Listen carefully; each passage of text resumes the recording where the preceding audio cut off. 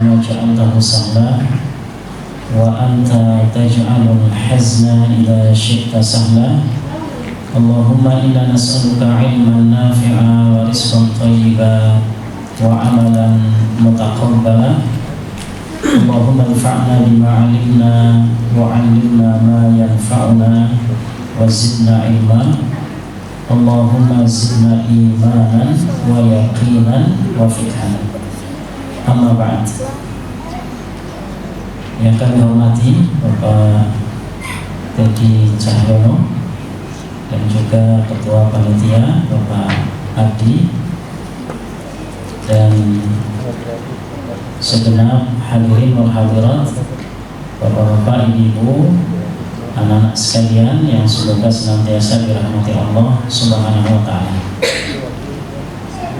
Alhamdulillah, pada kesempatan yang mulia ini kita dipertemukan oleh Allah dalam acara yang semoga membawa keberkahan,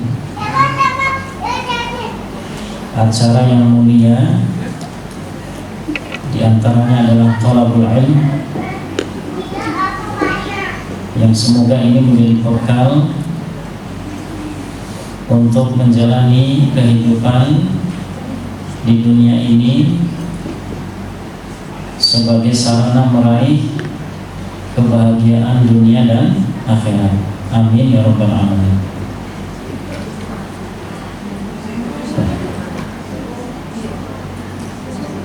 Tema yang secara khusus diamanahkan itu terkait pemuda akhir zaman, kuat akidah, lurus tujuan. Ini tema bagian dari tema besar ini, ya, menciptakan generasi Islami, ya, melalui fondasi keluarga yang harmonis. Karena peradaban itu dimulainya dari keluarga. Nah, keluarga itu adalah berawal dari individu-individu. Sehingga tema bagiannya atau subtemanya pemuda atau pemudi akhir zaman itu setidaknya berbekal akidah yang kuat dan juga memiliki tujuan yang lurus atau istiqamah.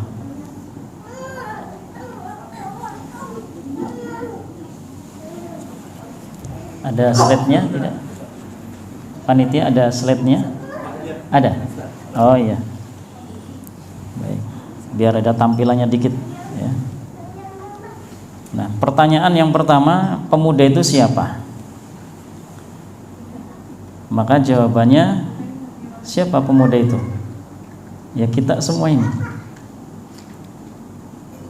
Pemuda akhir zaman itu siapa? Ya kita.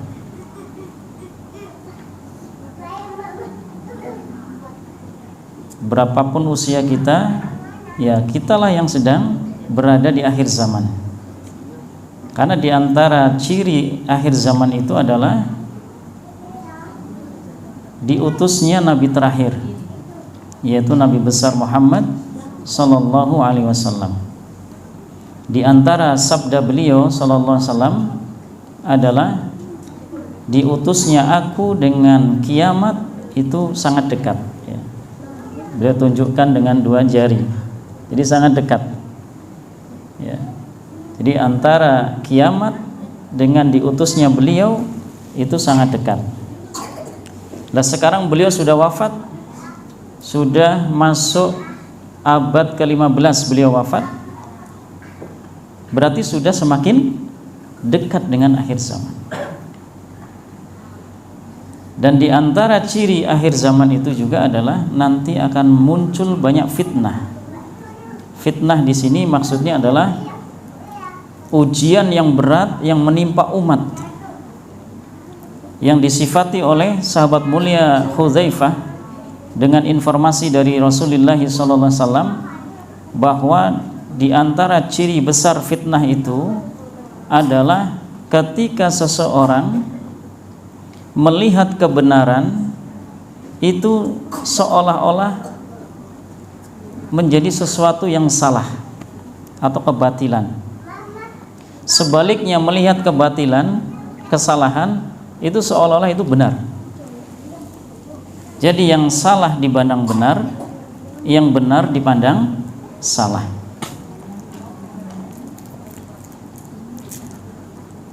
Yang jujur dimusuhi, yang korupsi dibela. Ini sudah mulai muncul, ya.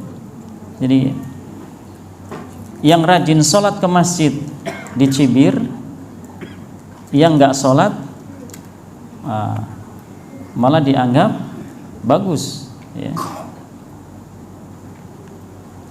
Jadi ciri utama satu umat itu telah tertimpa fitnah di dalamnya adalah ketika umat tersebut memandang kebenaran menjadi sebuah kebatilan dan sebaliknya. Yang ma'ruf dipandang mungkar, yang mungkar dipandang ma'ruf, ya.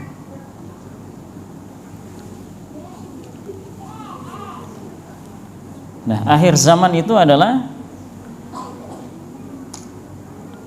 zaman yang sudah semakin dekatnya dengan hari kiamat. Ya, kita bahas secara global dulu dari tema itu. Jadi pemuda itu ya kita, akhir zaman itu berarti waktu yang sudah semakin dekat dengan kiamat. Dan termasuk di antara sudah di akhir zaman adalah banyaknya muncul pembunuhan. Jadi nyawa itu sudah tidak, seolah-olah tidak ada harganya, ya. Jadi muncul banyak pembunuhan, ya. Ketika dibuka di medsos, banyak sekali viral pembunuhan, ya, baik di dalam keluarga, orang tua membunuh anak, anak membunuh orang tua, dan seterusnya, ya. Jadi disebutkan adalah adanya kasratul qatl, banyaknya pembunuhan. Oleh karena itu, Bapak dan Ibu sekalian,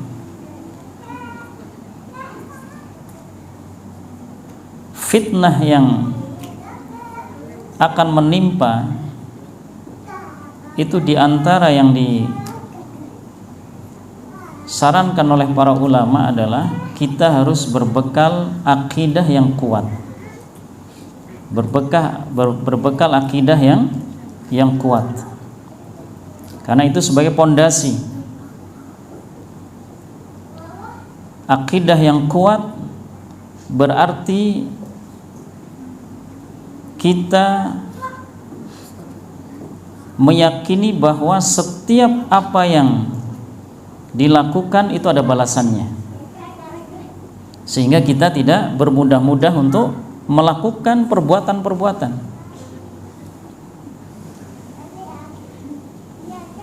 Ketika kita membaca surah Al-Fatihah, Maliki Yaumiddin, ya, Maliki Yaumiddin, itu kita diajak untuk mentadaburi bahwa Allah Subhanahu wa taala adalah rajanya yang menguasai hari pembalasan. Nah, ketika ada hari pembalasan, berarti kita dituntut untuk meyakini bahwa setiap perbuatan yang kita lakukan di dunia itu ada pertanggungjawaban. Nah, sehingga di antara modal yang sangat utama ketika kita berada di penghujung zaman ini, sudah dekat dengan kiamat, maka apa? Kita memperkuat akidah. Kita memperkuat akidah. Perkuat akidah kita, kemudian perkuat akidah keluarga kita. Maka kita melihat perjalanan dakwah Rasulullah SAW. Di antara perjuangan beliau di awal-awal Islam, ya, konsen beliau adalah untuk menanamkan akidah. 13 tahun berada di Mekah, konsen beliau adalah bagaimana menguatkan akidah. Ketika akidah sudah kuat, pondasi sudah kuat, maka ketika diperintahkan untuk berhijrah, kemudian banyak syariat-syariat, ibadah-ibadah yang diterapkan, maka itu sudah sangat mudah untuk dilakukan karena pondasinya sudah kuat. Ketika diperintahkan untuk berhijab, maka para wanita itu digambarkan ini gorden-gorden ditarik, ambil untuk menutup. Itu kenapa? Sudah terbentuk akidah.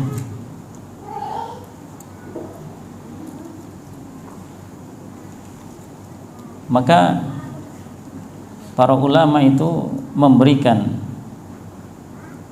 arahan kepada kita ketika kita ingin menanamkan pada diri kita dan anak-anak kita terkait dengan ibadah-ibadah, maka kuatkanlah syahadat.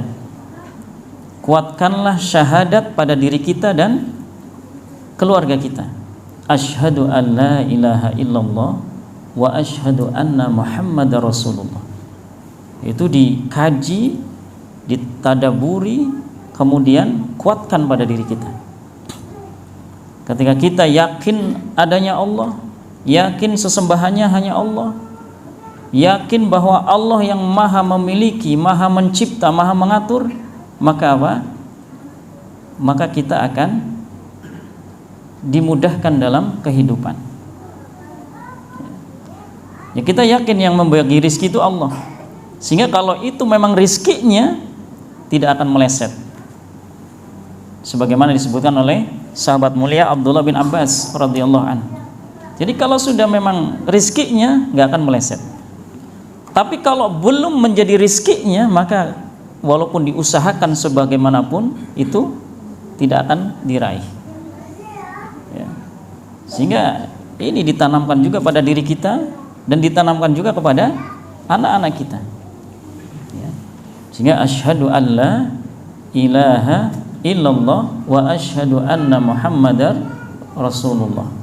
Ya. Jadi bersaksi bahwasanya tidak ada sesembahan yang berhak disembah dengan sebenar-benarnya kecuali Allah, dan bersaksi bahwa Nabi Muhammad SAW adalah utusan Allah. Ya.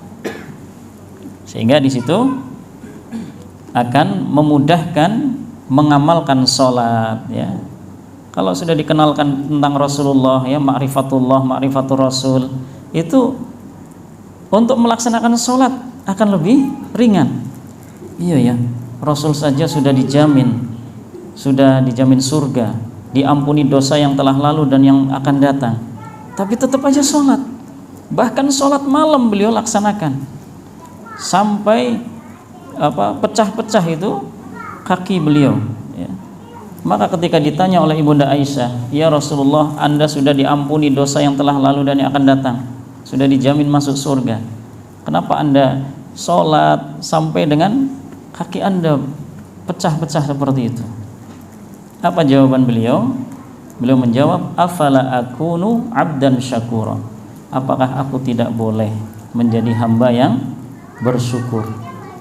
Dan nanti hamba yang pandai bersyukur, ya, ini adalah hamba yang akan dipersilahkan untuk pertama kali masuk surga. Siapa beliau? Ya Rasulullah Sallallahu Alaihi Wasallam.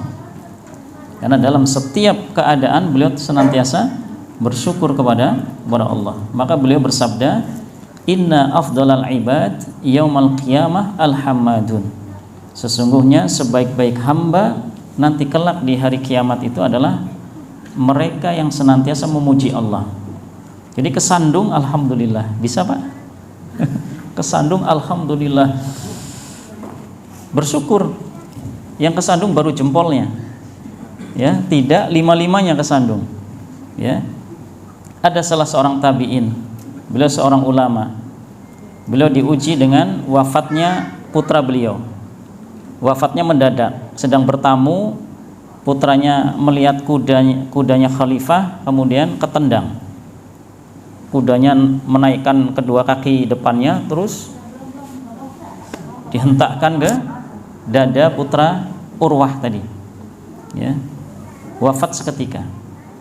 Ketika dikabarkan, beliau dengan tenangnya, alhamdulillah, innalillah wa inna ilaihi raji'un.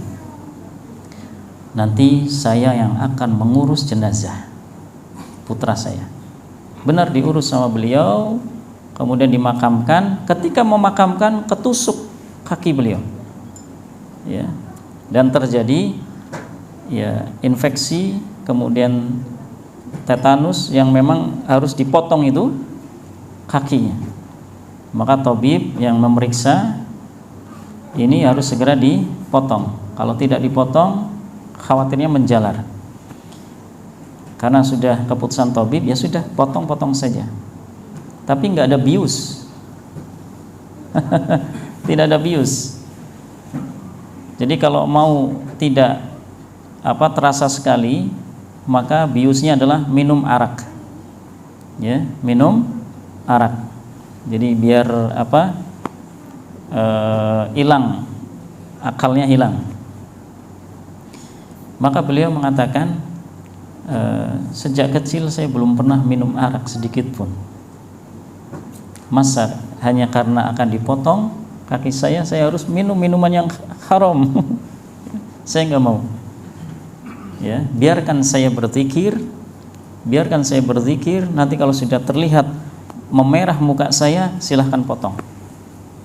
Maka betul, dibiarkan beliau berzikir, memperbanyak istighfar, ya, baca zikir-zikir secara mutlak, ya. Maka terlihatlah mukanya sudah mulai memerah. Setelah itu dimulailah dipotong. Dan betul, ketika dipotong tidak terasa, tidak beliau rasakan. Setelah selesai pun masih beliau berzikir, khusyuk dengan zikirnya, ya. Maka setelah itu dikabarkan, wahai Urwah, sudah selesai, alhamdulillah. Darah ngocor Pak, darah mengalir deras. Ini darah tidak bisa dihentikan kecuali disiram minyak mendidih. Maka dididihkan minyak, disiram. Sudah tidak bisa ditahan sakitnya, beliau pingsan. Udah nggak bisa teriak. Kalau masih teriak masih bisa berarti masih bisa tahan itu. Tapi kalau sudah sampai nggak tahan, pingsan beliau. Pingsan. Setelah sadar, beliau tersenyum, alhamdulillah, ya. Kemudian berdoa, ya, Allahumma ajurni fi musibati wa akhlifli khairan minha. Nah, ditanya karena heran, baru saja tinggal wafat putranya, kemudian dipotong kaki beliau, kok masih bisa senyum, bersyukur kepada Allah, ya. Maka kemudian ditanya, kok Anda bisa begini? Anda baru saja ditinggal wafat putra Anda, kaki Anda baru saja dipotong, ya. Kalau orang-orang keumuman kan ngeluh, ya, nangis dan sebagainya, ini enggak.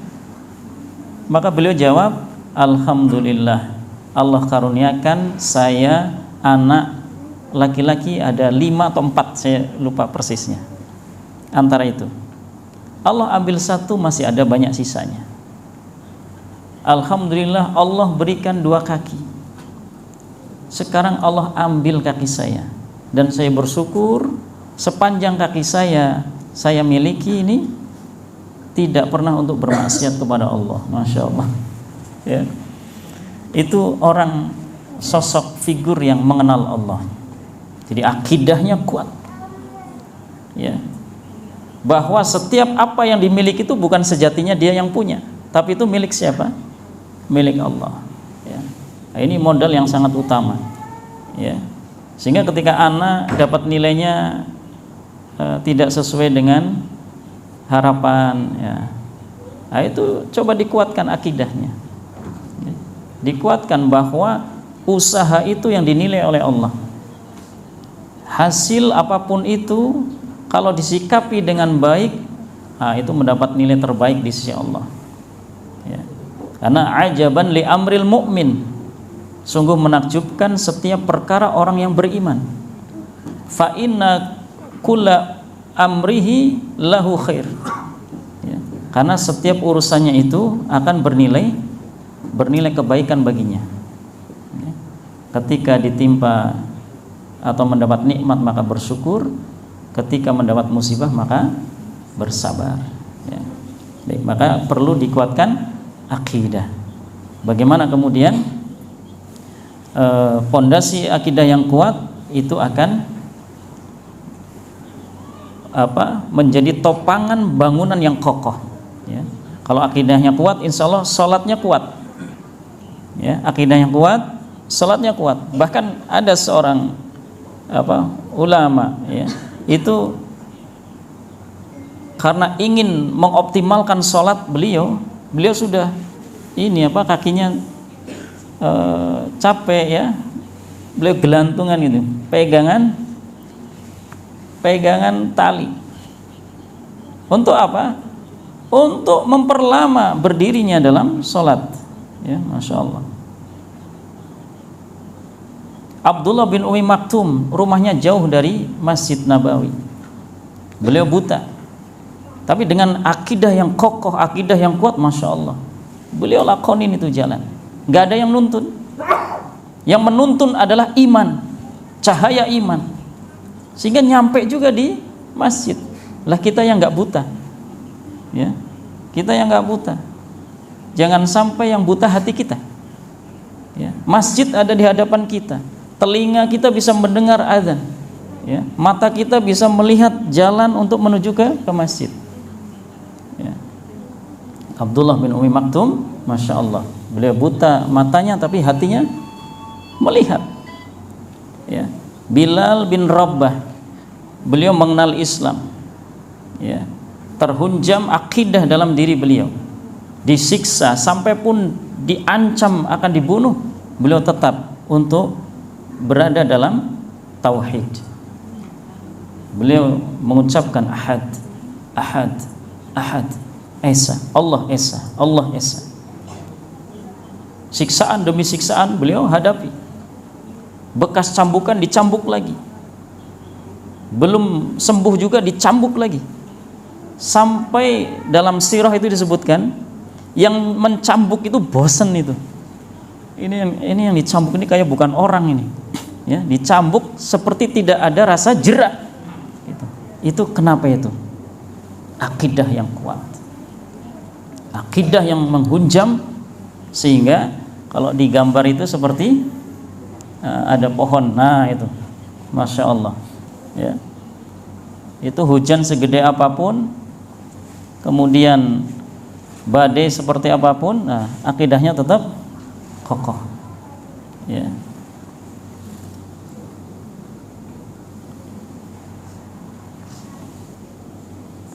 Sehingga ketika akidahnya kuat akan tahan banting.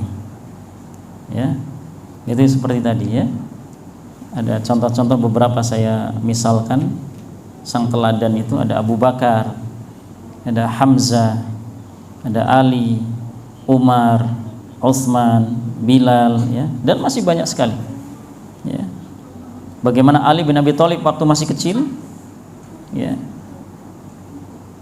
dibimbing oleh baginda Nabi SAW. Suatu ketika baginda Nabi diperintahkan untuk berhijrah. Siapa yang menggantikan beliau di tempat tidur beliau? Ali bin Abi Thalib. Itu dengan akidah yang kuat, beliau yakin Rasulullah tidak akan mencelakakan, Allah akan jaga. Ya. Karena rumah Rasulullah SAW sudah dikelilingi oleh pemuda-pemuda yang siap untuk menebas bersama-sama, ya, yang sudah terbuka matanya begadang untuk mengawasi Rasulullah SAW. Kalau sekali keluar maka akan bersama-sama dihunuskan pedang mereka. Tapi yang mengatur siapa, Pak? Yang mencipta mata siapa? Allah. Yang memiliki mata siapa? Allah. Yang mengatur Allah. Matanya melotot tapi seperti mata walangan. Itu kalau orang Jawa bilang, mata walangan apa itu? Walang itu belalang. Belalang itu kan seperti melotot ya, tapi nggak ngelihat matanya itu. Dia kan ngelihatnya pakai sensor ya, pakai sensor, bukan pakai matanya. Maka kalau orang Jawa bilang mata melotot tapi nggak ngelihat, mata walangan, ya. Itu pemuda-pemuda itu mata walangan itu, ya. Sehingga Rasulullah SAW itu lewat, nggak ada yang lihat, ya. Bisa seperti itu? Bisa, Allah yang menolong. Maka kita harus yakin, fadhkuruni azkurkum. Kalau kita senantiasa ingat kepada Allah, Allah ingat kepada kita. Itu sudah rumus. Rasulullah SAW menyebutkan, ta'arraf ilallah firrakha ya'rifka fi syiddah. Kenalilah Allah ketika kalian berada dalam kondisi bahagia, nanti Allah akan kenal kepada kalian ketika kalian dalam keadaan susah. Nabi Ibrahim alaihissalam dibakar. Nabi Ibrahim dibakar. Ketika dibakar itu didatangi oleh malaikat, ya, maka ditawarkan kepada beliau, wahai Ibrahim, butuh bantuan saya, mau saya bantu? Ya, kalau bantuan Anda saya enggak perlu, saya perlu bantuan Allah, saya butuh bantuan Allah. Apa kalimat yang beliau sampaikan, yang diucapkan oleh lisan mulia beliau? Beliau membaca hasbiyallah wa ni'mal wakil. Dan ini dibaca juga oleh baginda Nabi SAW ketika di Gua Thur bersama dengan Abu Bakar, hasbunallah wa ni'mal wakil. Apa artinya, Pak? Cukuplah bagi Allah, cukuplah bagi saya Allah saja. Cukuplah bagi saya Allah saja. Wa ni'mal wakil, dan Allah adalah sebaik-baik penolong. Masya Allah. Apa bentuk pertolongan Allah? Allah SWT memerintahkan kepada api, ya naru kuni bardan wasalaman ala Ibrahim. Wahai api, jadilah engkau bardan, dingin. Tapi dingin juga kadang bikin sakit ya, menyebabkan sakit, dingin. Bahkan ada yang sampai pecah pembuluh darah, ya.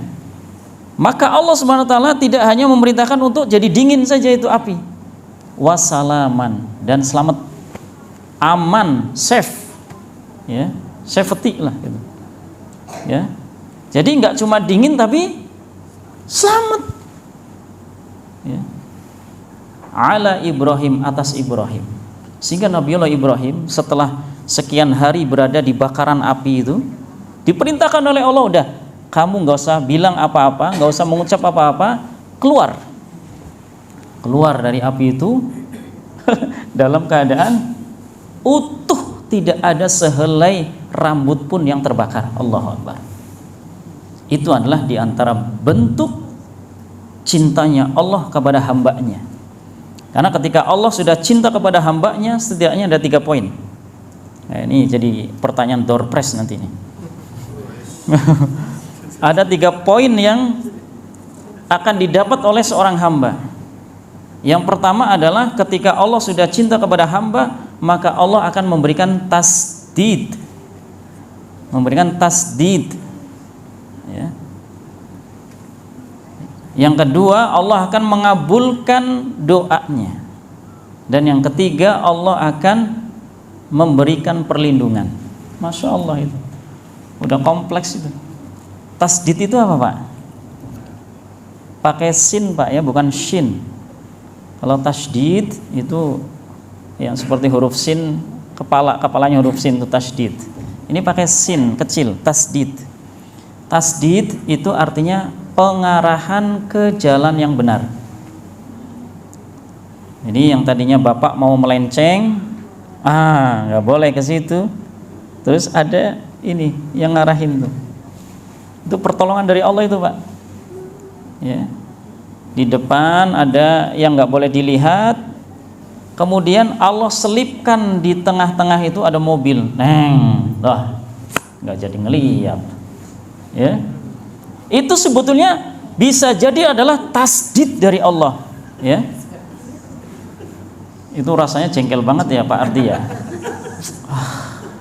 Ini mobil ini, kan jarang-jarang nih ada mojang ini. Mojang apa mojang? Ya, gadis ya. Kalau di Aceh inong balik ya. Itu. Jadi nggak jadi lihat. Bisa jadi itu adalah bentuk cinta Allah kepada kita, Pak. Allah ingin mencegah kita dari maksiat. Ya. Sehingga Allah selipkan mobil di situ. Harusnya hati kita apa? Alhamdulillah. Ya. Walaupun nafsu kita ya. Seperti itu. Ya. Jadi itu ketika Allah cinta kepada hamba, ya, akan setidaknya 3 poin itu, memberikan tasdid, mengabulkan doa, dan akan mendapatkan perlindungan. Ya, kalau kisahnya banyak sekali ya, kisah pemuda Ashabul Ukhdud ya, ketika akan dieksekusi, dilempar dari bukit. Apa doa pemuda tadi? Beliau berdoa kepada Allah, Allahumma ikfinihim bima syi'ta. Karena beliau itu menjaga tauhid, menjaga Allah. Karena kuncinya adalah sabda Nabi SAW, ihfazillaha yahfazka. Jaga Allah, Allah akan jaga Anda. Kalau kita menjaga syariat Allah, kita jaga fisik kita dari maksiat, maka Allah akan jaga kita. Allah akan jaga dunia kita, Allah akan jaga akhirat kita. Dunia kita dijaga oleh Allah, diri kita, keluarga kita, harta kita, jabatan kita, Allah jaga. Akhirat kita, Allah akan jaga kita istiqamah sehingga mendapatkan wafat dalam keadaan husnul khatimah. Ya. Jam berapa Pak? 5 menit lagi ya. Nggak terasa ini kalau sedang ngomong begini nih. Ya. Kenapa? Sebentar. Tapi ada tanya jawab kan ini? Baik. Jadi berdoa kepada Allah, Allahumma ikfinihim bima syi'ta. Apa artinya Pak? Ya Allah, berikanlah kifayah kepadaku atas mereka dengan apapun cara yang Kau kehendaki. Kifayah itu adalah kecukupan. Kifayah itu juga berarti dipalingkan dari keburukan. Sehingga ketika dibawa ke atas bukit, itu pemuda Ashabul Ukhdud bersama dengan tentara-tentara kerajaan sudah mau dilempar oleh tentara kerajaan, itu bukit bergetar Pak. Ada gempa lokal di situ. Tapi yang jatuh siapa? Yang jatuh tentara-tentara itu. Pemudanya selamat. Maka pemuda itu balik lagi kepada raja yang akan membunuh tadi. Maka raja bertanya, loh, kamu apakan pasukan kerajaan? Ya, mereka terjatuh dari bukit, meninggal. Maka pakai pasukan marinir, sehingga akan diceburkan ke laut. Doanya sama, Allahumma ikfinihim bima syi'ta. Nanti kalau di buku kumpulan doa itu masuk atau diberikan judul doa menghadapi orang yang ditakuti atau orang yang zalim. Itu ada di kumpulan Hisnul Muslim. Ya. Jadi Allahumma ikfinihim bima syi'ta. Nah, ketika di laut itu sama, membaca doa itu Allahumma ikfinihim bima syi'ta, maka terjadi gelombang ombak itu. Maka tercebur mereka sementara pemuda ini terdampar ke darat. Tentaranya tewas semuanya di laut. Nah, itu diantara bentuk bagaimana ketika Allah cinta kepada hamba, Allah kabulkan doa dan Allah berikan perlindungan. Nabi Muhammad SAW berdoa dengan doa yang sama ketika dikejar oleh Suraqah. Dikejar oleh Suraqah,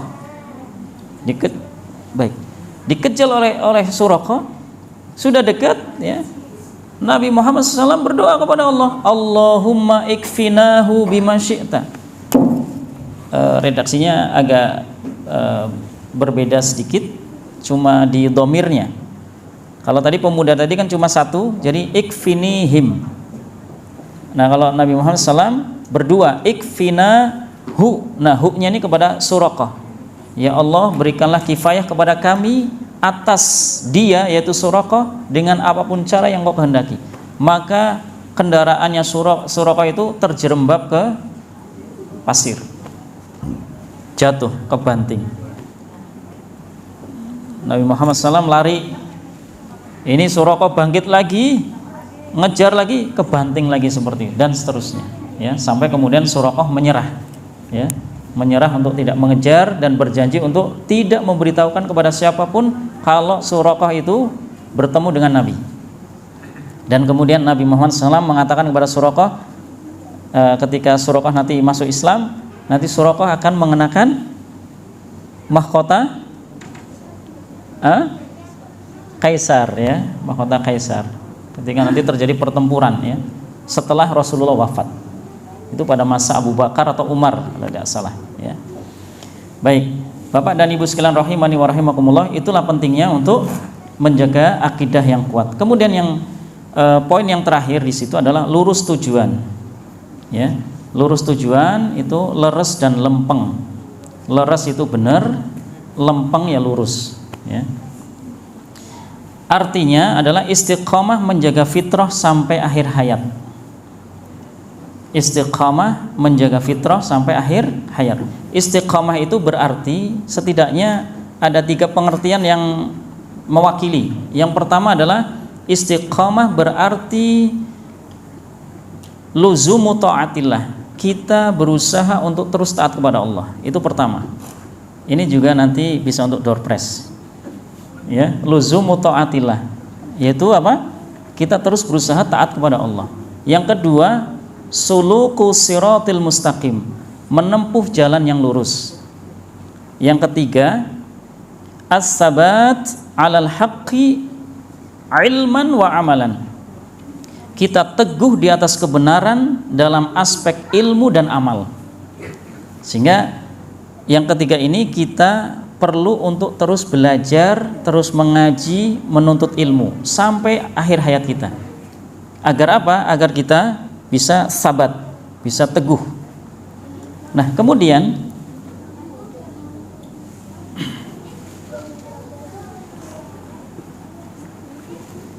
untuk menjaga istiqamah, maka kita dituntut untuk tekun menuntut ilmu ya, menuntut ilmu, karena dengan ilmu itu akan terus memupuk iman kita ya, dan akan menghiasi amalan-amalan kita yang tadinya kalau sholat mungkin sebelum belajar tajwid misalkan itu sholatnya biasa ya, tidak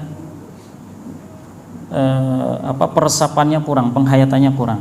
Tapi setelah belajar tajwid, mulailah kemudian terasa lebih nikmat.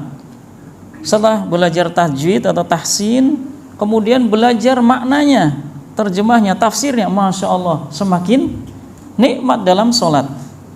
Ketika membaca Alhamdulillahi Rabbil Alamin ya, itu kita di situ meyakini bahwa yang mencipta atau yang mengatur, memiliki seluruh alam ini adalah Allah, Rabbul Alamin. Berarti yang berhak satu-satunya dipuji adalah Rabb. Ar-Rahmanir Rahim, Allah yang Maha Rahman, Maha Rahim. Dengan pembahasannya Masya Allah ya. Maliki Yaumiddin, kita diingatkan lagi, ya Allah, setiap perbuatan itu nanti ada balasannya.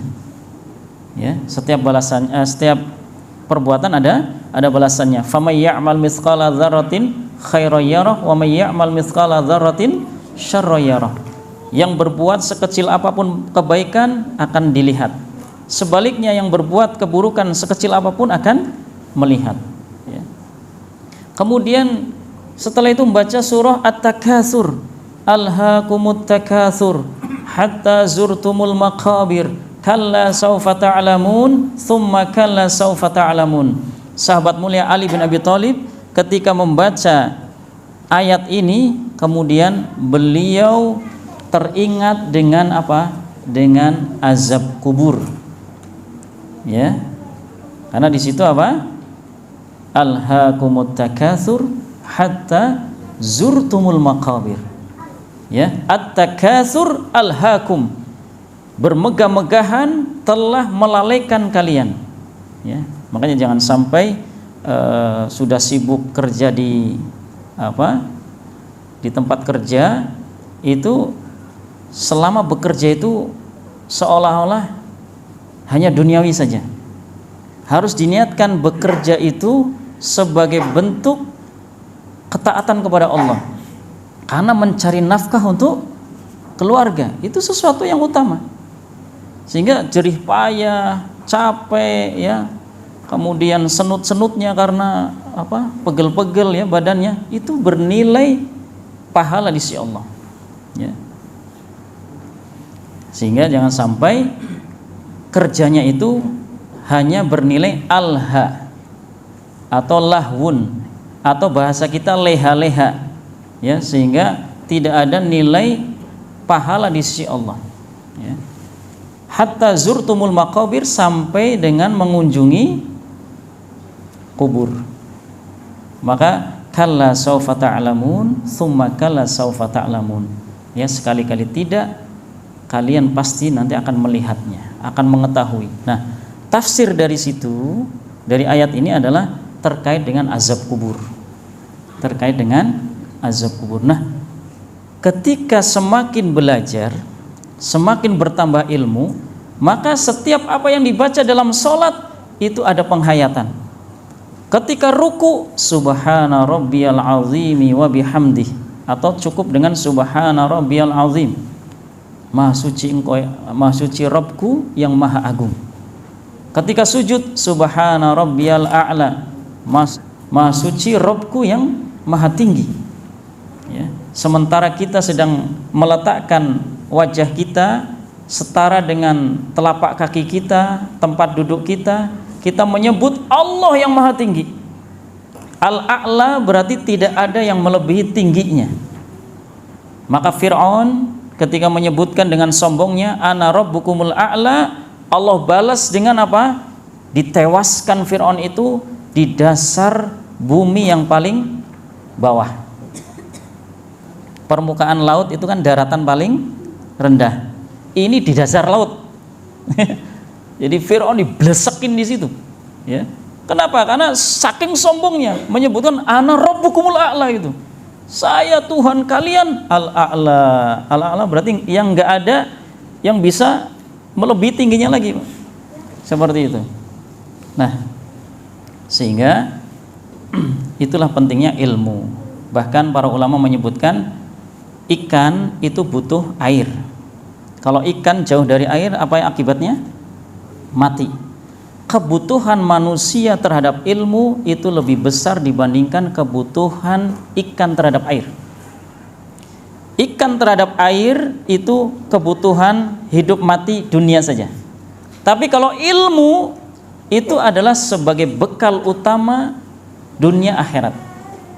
Siapa yang ingin meraih dunia dengan ilmu, siapa yang ingin meraih akhirat dengan ilmu, maka Rasulullah SAW menyebutkan, waman salaka tariqan yaltamisu fihi ilman sahhalallahu lahu bihi tariqan ilal jannah. Siapa orangnya yang menempuh perjalanan dengan tujuan untuk menuntut ilmu, maka Allah mudahkan bagi orang tersebut jalan menuju surga. Jadi jalan menuju surga dengan apa? Dengan ilmu. Ya. Bapak duduk seperti ini Masya Allah, ya, fadilahnya sangat besar. Malaikat turun mengepakkan sayapnya berdoa kepada para penuntut ilmu. Allahumma gfir lahu, Allahumma arhamhu. Ya Allah berikanlah maghfirah, ya Allah berikanlah rahmat. Maghfirah itu apa, Pak? Ampunan. Maghfirah itu ampunan, dihapus kesalahan, ditutup aib. Maghfirah itu dari kata mikfar. Di antara bentukan katanya mikfar. Mikfar itu helm penutup kepala ketika berperang, helm besi. Itu namanya mikfar. Sehingga ketika Allah memberikan maghfirah berarti Allah ampuni dosa. Ya. Kalau sudah diampuni dosa, Pak, di antara ciri-cirinya orang yang diampuni dosanya, orang itu akan semakin ringan untuk beramal soleh. Ketika kita kok dimudahkan untuk beramal soleh, itu di antara ciri kita diampuni dosanya. Tapi kalau kita masih berat untuk beramal soleh, itu bisa jadi masih ada dosa-dosa yang nempel, sehingga berat untuk beramal soleh. Walaupun bisa untuk sholat, tapi sholatnya kayaknya kok nggak senikmat sebelumnya. Seperti itu, ya.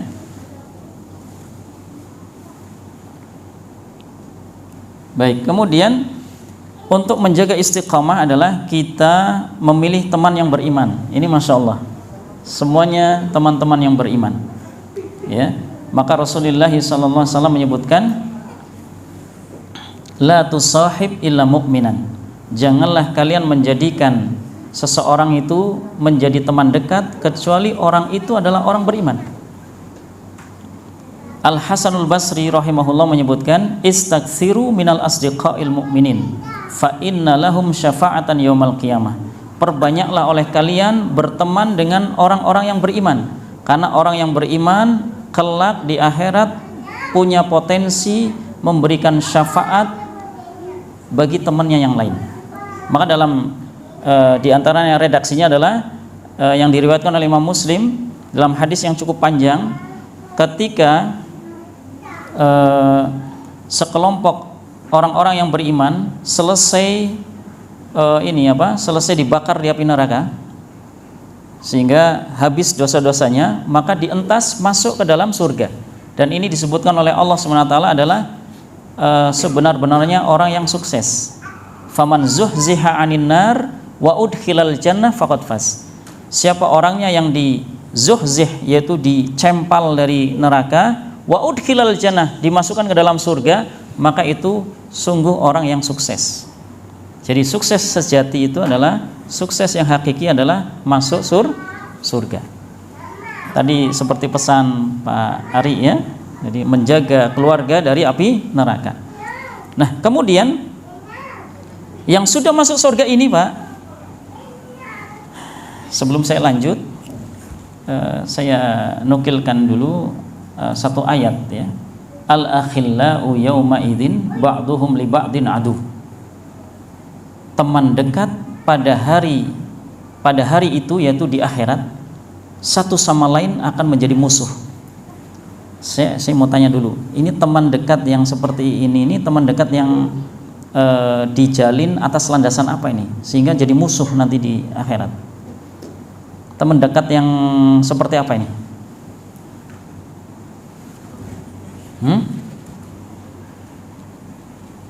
Pak Ketua ini.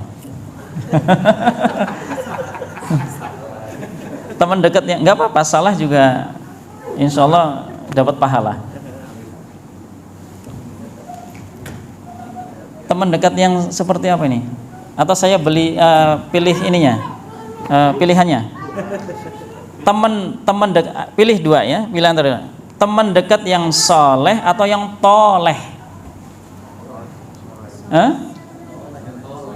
Yang apa? Toleh. Toleh itu bahasa Arab loh. Toleh itu lawannya soleh. Soleh itu baik, toleh itu bejut. Bejut itu balelo ini, ya. Toleh itu yang sembrono ini orang, ya, sehingga suka toleh-toleh gitu, ya. Toleh itu benar, itu bahasa Arab pakai to lihun, Nah, kalau yang baik itu sholihun. Nah, dalam ayat itu al-akhillau yauma idzin ba'duhum li ba'din adu, itu adalah al-akhilla itu teman dekat yang soulmate banget itu. Jadi sudah pertemanan itu ada tingkatan. Tingkatan yang teratas itu khullah. Khullah itu ada dia, ada dia. Ada A, ada B. Nah, gitu. Di mana ada A, ada B. Gitu. Apa itu? Bestie ya sekarang ya? Bestie. Nah, itu kalau pertemanan yang dilandasi dengan toleh, atau dengan kata lain dilandasi dengan kemaksiatan. Maksiat itu kan lawannya taat. Sehingga saatnya sholat, ngapain sholat, dah sini aja ngobrol, ya. Jadi dipanggil sama orang tua lebih milih temennya daripada orang tua misalnya. Nah, itu toleh jadinya. Nah, pertemanan yang seperti ini nanti di akhirat itu menjadi musuh. Maka ada yang mengadu kepada Allah, ya Allah, dia yang ngajak-ngajak saya, ya Allah, siksa dia lebih berat. Siksa dia lebih berat, ya Allah, dia yang ngajak-ngajak saya. Maka nanti juga setan atau iblis berpidato, ya, berpidato di hadapan pengikutnya. Intinya adalah dia berlepas diri, ya. Dia mengatakan, saya hanya ngajak kalian, salah kalian ngikut-ngikut. Jadi jangan celah saya, celah diri kalian sendiri, kalian yang salah, ya. Wala talumuni walumu anfusakum. Jangan celah saya, celah diri kalian sendiri. Salah kalian ikut-ikutan. Saya cuma ngajak, ya. Saya cuma ngajak, begitu. Ya. Nah, kalau teman yang beriman, masya Allah, ketika sudah terangkat dari neraka, dimasukkan ke surga, ingat Pak sama teman yang ada di neraka, Pak. Ingat, dilihat, fulan. Lah, fulan belum ada ini. Maka kemudian diajukan proposal kepada Allah. Seraya berdoa kepada Allah, Rabbana kanu yasumuna ma'ana wa yusalluna wa yahujun. Ya Allah, dulu mereka, ya Allah, teman-teman kami yang masih ada di neraka itu, ya Allah, mereka dulu berpuasa bersama kami, ya Allah, sholat berjamaah bersama kami, ya Allah, bahkan berhaji bersama kami, ya Allah. Masya Allah, ya. Bahkan disebutkan oleh Rasulullah SAW itu asyaddu manasidatan, bahwa orang yang beriman yang sudah masuk surga itu benar-benar dahsyat permohonannya kepada Allah, merengek kepada Allah untuk apa? Temannya yang masih ada di neraka itu dientas, ya. Maka kemudian dengan penuh rahmatnya Allah SWT memerintahkan, akhriju man araftum. Oke, kalau begitu keluarkan oleh kalian siapa saja yang kalian kenal. Masya Allah. Nah, ini pentingnya berkenalan, berteman, menjadikan teman yang dekat itu adalah orang yang beriman. Maka dalam kata bijak, as-sahibu sahibun, teman itu nanti geret. Yashabuka ila sa'ada in kana sa'idan wa yashabuka ila syaqwa in kana syaqiyan. Teman itu akan menggeret kepada kebahagiaan kalau teman itu baik. Teman itu akan menggeret kepada keburukan, kesengsaraan kalau teman itu buruk. Dia nggak ikut tawuran, tapi nggak ikut berkelahi lah tawuran itu, cuma jadi official. Tapi kena juga nggak ini dampaknya? Wah, ada sweeping, ya, kena juga, ketangkep. Maka ada pepatah di Jawa itu, ojo cedak kebo gupak. Apa Pak? Ojo cedak kebo gupak. Ojo itu jangan, cedak itu mendekati, kebo itu kerbau, gupak itu mandi lumpur. Ya, bapak-bapak udah siap pakai pakaian dinas, ada kerbau lagi mandi lumpur di situ. Mipir-mipir di situ. Ya sudah, dia bergerak sedikit aja, langsung kecipretan. Jadi kalau ada teman yang baik, kita dekati. Tapi kalau ada teman yang tidak baik, ya jangan terlalu dekat dengan teman tersebut. Ya bolehlah berteman, kalau bisa kita pengaruhi, kita bisa memberikan pengaruh, bagus. Tapi kalau sebaliknya kita yang dipengaruhi, lebih baik kita memberikan batas, ya, seperti itu. Kemudian yang terakhir adalah berdoa. Di antara doanya apa? Ya muqallibal qulub, sabbit qulubana ala dinik. Atau dengan doa yang lain, Allahumma a'inni ala zikrika wa syukrika wa husni ibadatik. Ini adalah doa yang dipesankan oleh Rasulullah SAW kepada sahabat mulia Mu'adz, ya.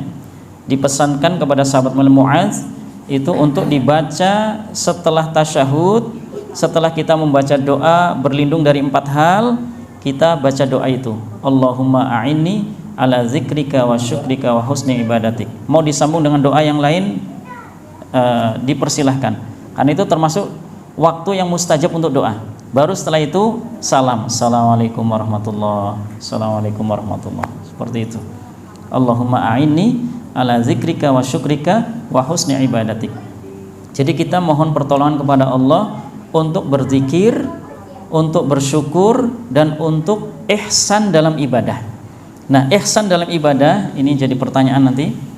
Ihsan dalam ibadah ada 4 poin. Ihsan itu yang pertama nilainya adalah ikhlas. Yang kedua ittiba, sesuai contoh Nabi SAW. Kemudian yang ketiga bersegera. Jadi amalnya itu segera dilakukan. Dan yang keempat adalah optimal. Setiap potensi yang kita miliki kita kerahkan untuk beramal soleh. Seperti itu. Baik, saya tutup dengan hadis Rasulullah SAW bahwa setiap kita itu terlahir dalam keadaan fitrah. Maka kita sudah berkewajiban, menjadi kebutuhan bagi kita untuk menjaga fitrah.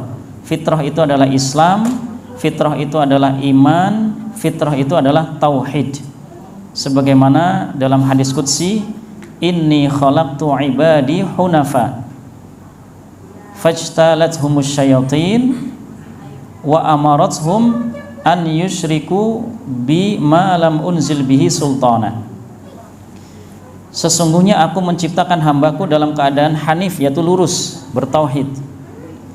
Maka kemudian setan berusaha untuk menyimpangkan.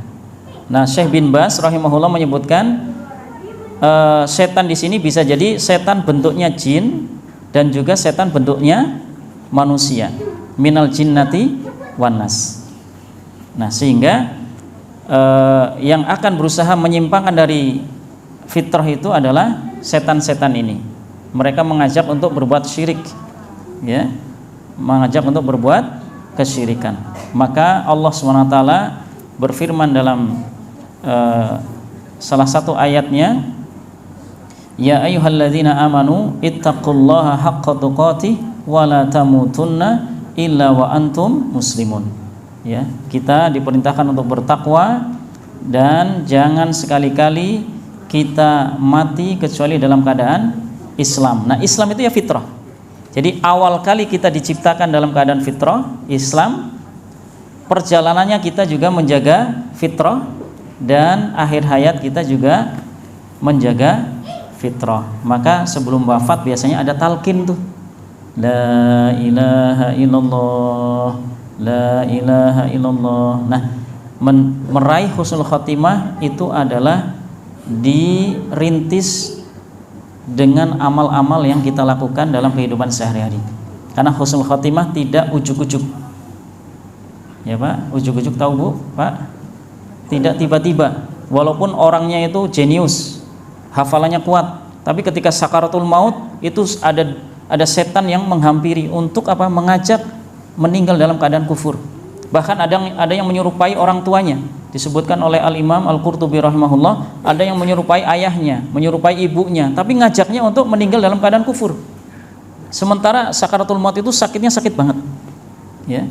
Maka disitulah pentingnya kita membiasakan amal soleh dalam kehidupan sehari-hari, yaitu menjaga fitrah. Sehingga nanti pas wafatnya kita dimudahkan untuk wafat dalam keadaan taat kepada Allah. Pak, ada salah satu jamaah yang wafat ketika takbir sholat Jumat. khutbah selesai, beliau baru ngajar kuliah ya, beliau dosen. Kemudian pas berdiri mau sholat, takbir Allahu Akbar, disitulah Allah memerintahkan malakul maut untuk mencabut ruhnya. Allah, terjatuh. Skenario Allah di samping bapak itu tenaga medis. Skenario Allah itu. Terus dicek ternyata sudah innalillahi wa inna ilaihi raji'un. Masya Allah. Kepengen Pak? Lagi ngaji begini kepengen dicabut? Hah?